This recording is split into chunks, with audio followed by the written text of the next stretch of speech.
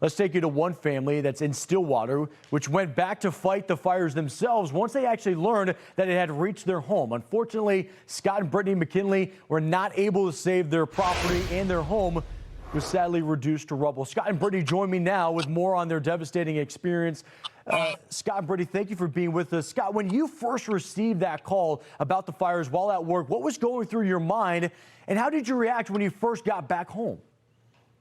I think my first thought was, okay, we had wildfires before, but they had never really been a threat to our area because we're kind of on the outskirts of town. So it's kind of it was just kind of as a precaution. I saw some smoke coming up from the south when I was going home from work.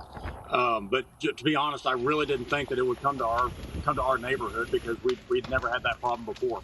And Scott, we're looking at some videos right now, and in it, you could just hear the wind. I mean, this was 70 to 80 mile per hour winds fueling this. You and your neighbors attempted to battle the fire once it got to your home.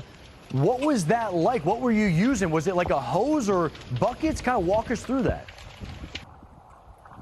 Yeah, so I mean, it was literally everything we could find. So it was luckily at that point when we were fighting it, it was just kind of a grass fire on the ground, but it was starting to get really close to houses. And we were actually had some success on the north side of our neighborhood. A couple of those houses are still standing. But then, it seemed like it was done. The firefighters showed up, put those fires out, but then all of a sudden, it seemed like out of nowhere, out of the south, we saw flames that were 50 feet high.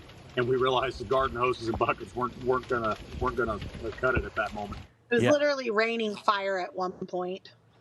Describe that, please, because when we're saying raining fire, Brittany, a lot of people are never going to experience something like this. The visuals at times don't even do it justice, even though it is heartbreaking. When you're seeing that in type of intensity, what do you mean by when you're saying, hey, it's raining fire?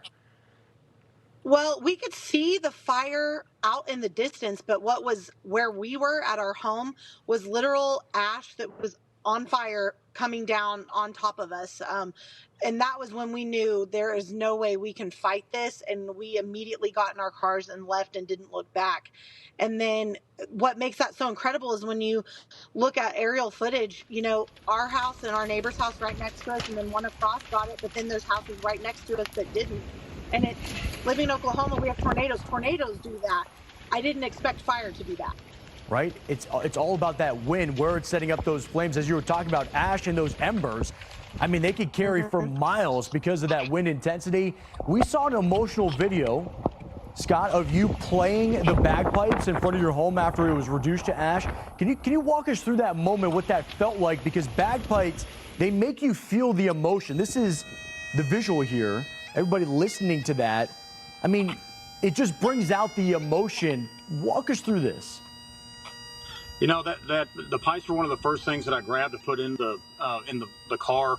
Obviously, music has meant a whole lot to our entire family, but in that moment, I think Brittany and I we needed something a little bit therapeutic, and I've always been taught use the tools that you have available, and in that moment, that was literally the only tool that I had.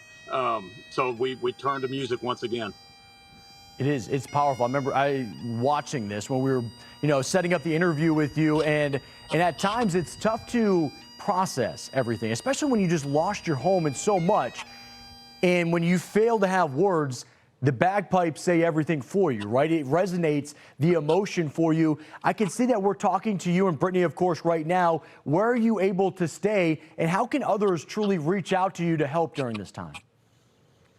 So we are very, very fortunate. I've lived in Stillwater my whole life.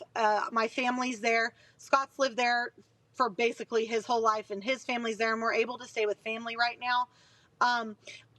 I would just say our GoFundMe accounts, that kind of thing, but we are not the only ones, and we know that there are people in our community that are in worse shape than we are.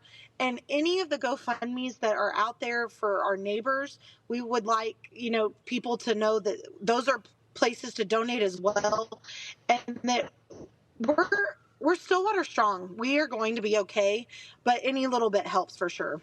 You can see the resiliency even in the midst of flames, you guys rushing to help each other. And then, of course, even after all of this, helping each other. We're going to make sure to connect everybody and continue to share these stories from Oklahoma.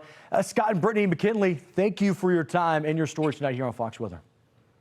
Thank you for having us.